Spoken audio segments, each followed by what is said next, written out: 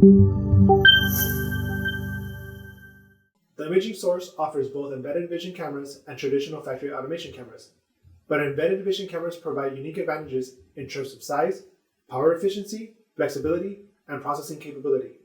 Here's how they compare. When it comes to compact design and reduced system footprints, embedded vision cameras are designed with MIPI CSI-2 and FPD Link 3 interfaces have a smaller form factor, making them ideal for space-constrained applications like robotics, IoT devices, and portable imaging systems.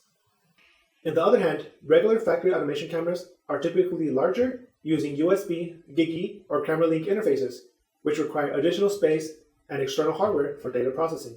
The benefit is embedded cameras fit seamlessly into compact, lightweight designs, making them perfect for autonomous systems and mobile devices.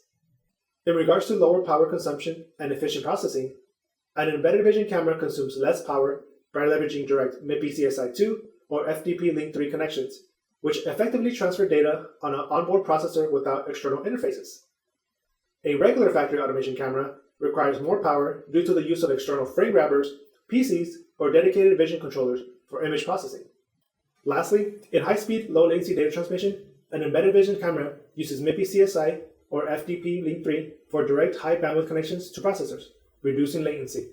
On the other hand, regular factory automation cameras use USB 3.0, GigE, or camera link, which can introduce high latency due to external data transfer requirements. The benefit here is that embedded vision cameras enable real-time processing, making them ideal for high-speed automation, gesture recognition, and machine learning applications. Now, which should you choose? Choose an embedded vision camera if you need compact, power-efficient cameras for IoT, robotics, AI, or mobile applications. Also, if you require onboard image processing with an SOM-based system instead of relying on a PC. Or if you need low-latency, real-time image acquisitions with direct sensor connections. Choose a regular factory automation camera if you need higher frame rates, like USB 3, GigE. They support higher speeds for some applications.